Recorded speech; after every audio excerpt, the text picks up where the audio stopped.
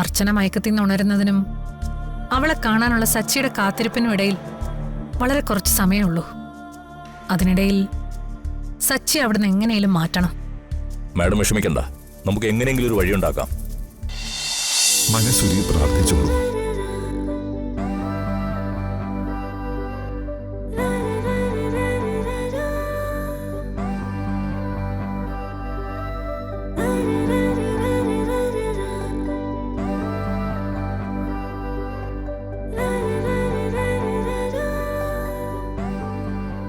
മയക്കത്തിൽ നിന്ന് ഉണരുമ്പോ കുളിപ്പിക്കാനുള്ള ഔഷധക്കൂട്ടുകളെല്ലാം റെഡിയല്ലേ?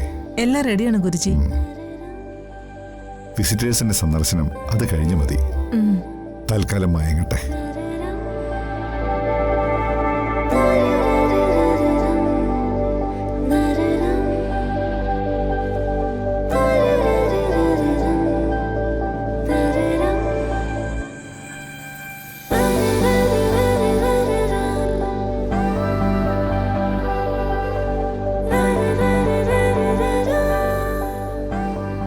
എന്തായി മോനെ, ചികിത്സ കഴിയാറായോ? ഇല്ല, അകത്ത് ചികിത്സ നടക്ക. ഇപ്പോ കാണാൻ പറ്റില്ലേ സർ? ധാര കഴിഞ്ഞാൽ കാണാമെന്ന് തോന്നുന്നു. ഇവിടെ വന്ന ശേഷം എന്തെങ്കിലും മാറ്റമുണ്ടോ സാറേ? ട്രീറ്റ്മെന്റ് നടക്കുന്നതല്ലേ ഉള്ളൂ.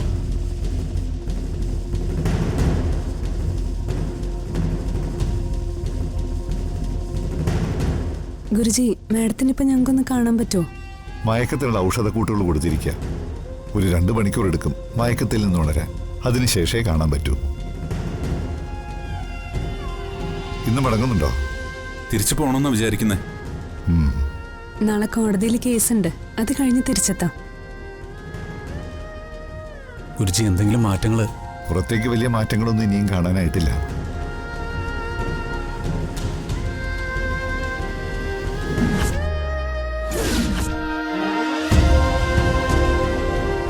പക്ഷേ ഉള്ളിൽ സൂക്ഷ്മമായിട്ടുള്ള ചലനങ്ങൾ തുടങ്ങിക്കഴിഞ്ഞു.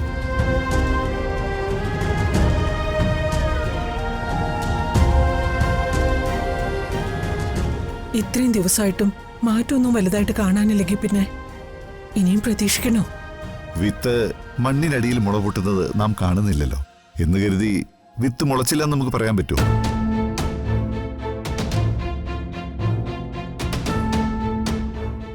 സമൃദ്ധ 100% ചികിത്സയോട് സഹകരിക്കുന്നതുകൊണ്ട് ഇനിയധികം വൈകില്ല എന്നാണ് എൻ്റെ വിശ്വാസം.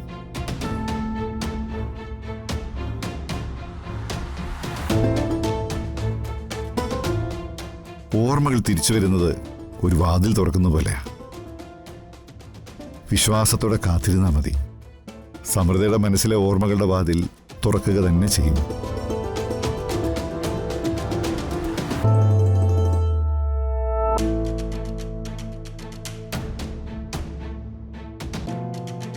അവൾക്ക് ഓർമ്മകളെല്ലാം തിരിച്ചു കിട്ടിക്കഴിഞ്ഞാൽ എന്റെ പദ്ധതിയെല്ലാം പാളുമല്ലോ. എന്തായാലും മയക്കം തെളിഞ്ഞാലല്ലേ മാഡത്തിന് കാണാൻ പറ്റൂ. അപ്പോഴേക്കും ഞങ്ങൾ പോയിട്ട് വരാം. എനിക്കിവിടെ വയ്യാതെ കിടക്കുന്ന ഒരു യോഗിനിയെ കാണാനുണ്ട്. ഞങ്ങൾ അവരൊന്ന് കണ്ടിട്ട് വരാം. ശരി. സാർ ഇവിടെ തന്നെ ഉണ്ടാവുമല്ലോ അല്ലേ? ഉണ്ടാവും. നിങ്ങൾ പോയിട്ടോ. വാ സച്ചി. ഈശ്വര, ഓർമ്മ തിരിച്ചു കിട്ടുമ്പോ അവൾ ഓർക്കുന്നത് എന്റെ മോനെ ആയിരിക്കോ അതോ പഴയ ഭർത്താവിനെ ആയിരിക്കോ? മാഡം. ആ, എന്താ മൂർത്തി, അയാൾ സമ്മതിച്ചോ? സമ്മതിച്ചു. പഴയതുപോലെ ആവോ അതോ? ഇല്ല, ഇത് നടക്കും. രഹസ്യമായ മരുന്നുകൂട്ടുകൾ തയ്യാറാക്കുന്ന ഗുരുജിയുടെ വിശ്വസനാണ് അയാൾ. അയാളെ വീഴ്ത്താൻ ഒരു വലിയ ഓഫർ തന്നെ കൊടുത്തിട്ടുണ്ട്. എന്തു കൊടുത്താലും വേണ്ടില്ല, ഇത് നടന്നിരിക്കണം. അല്ല, എന്താ അയാളുടെ പ്ലാൻ? നമ്മുടെ പ്ലാൻ തന്നെ. പ്രധാനപ്പെട്ട മരുന്നുകൾ അയാൾ മാറ്റും. അപ്പൊ അത് ഗുരുജി അറിയില്ലേ? സാധാരണ ഇയാളെ മരുന്നുകൂട്ടുകൾ ഏൽപ്പിച്ചു കഴിഞ്ഞാൽ പിന്നെ ബാക്കിയെല്ലാം ഇയാൾ തന്നെയാണ് നോക്കുന്നത്. അർച്ചനയ്ക്ക് കിട്ടാൻ പോകുന്നത് ഒരു ഗുണവും ചെയ്യാത്ത മരുന്നുകളായിരിക്കും. മതി, അത് മതി. എന്തായാലും അതോടെ ചികിത്സ മുടങ്ങുമല്ലോ. അക്കാര്യത്തിൽ ഒരു സംശയവും വേണ്ട, ചികിത്സ മുടങ്ങുക തന്നെ ചെയ്യും. ഇപ്പൊ മാഡത്തിന് സമാധാനമായല്ലോ? ഇല്ല മൂർത്തി, മറ്റൊരു അപകടം കൂടി വന്നിട്ടുണ്ട്. എന്തപകടം? അതിനിടയിൽ ആ സച്ചിയും ആ അഡ്വക്കേറ്റ് ആരതിയും കൂടെ ഇവിടെ വന്നിട്ടുണ്ട്. മരുന്നും ചികിത്സയൊക്കെ ഫലിച്ചാലും ഇല്ലെങ്കിലും ഇതിനിടയിൽ സച്ചി അവളെ കണ്ടു കഴിഞ്ഞാൽ അതോടെ എല്ലാം പൊളിയും. അപ്പോ അങ്ങനെ ഒരു അപകടം കൂടി ഉണ്ടല്ലേ? അത് ചെറിയ അപകടമല്ല മൂർത്തി. സമൃദ്ധയ്ക്ക് ഓർമ്മ കിട്ടാത്തതുകൊണ്ട് മാത്രം ഒന്നും അവസാനിക്കുന്നില്ല. സച്ചി അവളെ കാണാനിടയായ പിന്നെ അവക്ക് പിന്നെ എന്തിനാ ഓർമ്മ വരുന്നത്? അതോടെ എല്ലാം അവസാനിക്കില്ലേ? ഭാഗ്യത്തിനാ ഇപ്പൊ രക്ഷപ്പെട്ടത്. ഇപ്പോ ആ ചികിത്സാമുറിയുടെ വാതിക്ക വരാനെത്തി. നമ്മുടെ ഭാഗ്യത്തിന് ആ ഗുരുജി അവരുടെ അകത്തേക്ക് കയറാൻ പറ്റില്ല എന്ന് പറഞ്ഞു. അവക്ക് മയങ്ങാനുള്ള എന്തോ ഔഷധക്കൂട്ട് കൊടുത്തിരിക്കുകയാണെന്ന്. അല്ല, അപ്പൊ അത് കഴിഞ്ഞാൽ? സമൃദ്ധ മയക്കത്തിൽ നിന്ന് ഉണർന്നു കഴിഞ്ഞാൽ സച്ചി അവളെ കയറി കാണുന്നുള്ള കാര്യം ഉറപ്പാ. ഗോകുലും ആ വക്കീലും സച്ചിയും കൂടെ പുറത്ത് വെയിറ്റ് ചെയ്യുന്നുണ്ട്. അർച്ചന മയക്കത്തിൽ നിന്ന് ഉണരുന്നതിനും അവളെ കാണാനുള്ള സച്ചിയുടെ കാത്തിരിപ്പിനും ഇടയിൽ വളരെ കുറച്ച് സമയമുള്ളൂ. അതിനിടയിൽ സച്ചി അവിടുന്ന് എങ്ങനെയും മാറ്റണം. മാഡം വിഷമിക്കണ്ട, നമുക്ക് എങ്ങനെയെങ്കിലും ഒരു വഴിയുണ്ടാക്കാം.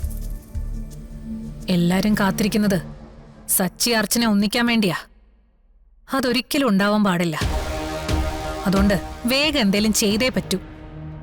10 മിനിറ്റ്, അതിനകം സച്ചി ഇവിടെ നിന്ന് പോകും.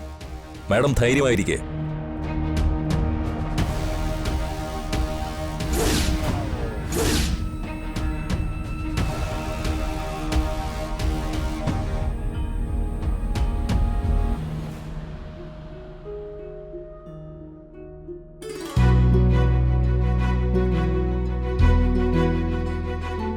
ഈ കൂട്ട് തലയിൽ തേച്ച് പിടിപ്പിച്ച് ഇളം ചൂടുവെള്ളത്തിൽ വേണം കുളിക്കാൻ.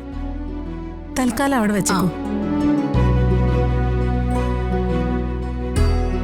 എന്താ മുഖത്തൊരു സന്തോഷമില്ലാത്ത? എന്തെങ്കിലും ബുദ്ധിമുട്ട് തോന്നുന്നുണ്ടോ? തലവേദനയോ ശരീരവേദനയോ ക്ഷീണമോ അങ്ങനെ എന്തെങ്കിലും? ഇല്ല, എനിക്ക് മോളെ ഒന്ന് വിളിക്കണമായിരുന്നു. അവളോടൊന്ന് സംസാരിക്കാഞ്ഞിട്ട് മനസ്സിന് എന്തോ പോലെ. പക്ഷേ ഈ മുറിയിൽ ഫോൺ അനുവദനീയമല്ല. ആരെങ്കിലും ഫോൺ ഉപയോഗിച്ചെന്നറിഞ്ഞാൽ ഗുരുജി വഴക്ക് പറയും. പക്ഷേ എന്റെ മോളോട് സംസാരിക്കാതെ എനിക്കൊരു സമാധാനമില്ല. എന്തായാലും ഗുരുജി വരട്ടെ, നമുക്ക് സമ്മതം വാങ്ങിയിട്ട് വിളിക്കാം. ഞാൻ എന്നാ പോയിട്ട് വരാം. അപ്പോഴേക്ക് നിങ്ങൾ കുളിപ്പിക്കാനുള്ള മറ്റേ ഏർപ്പാടുകൾ ചെയ്യും. ശരി.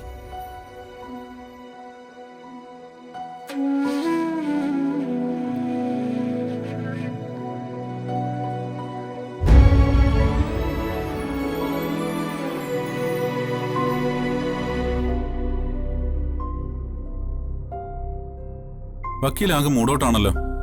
എന്തു പറ്റി? ഞാൻ യോഗിനിയമ്മയുടെ കാര്യം ഓർക്കുമായിരുന്നു. എന്റെ കുട്ടിക്കാലത്ത് എന്നെ വളർത്തിയത് ഈ യോഗിനിയമ്മയാണെന്ന് വേണമെങ്കിൽ പറയാം.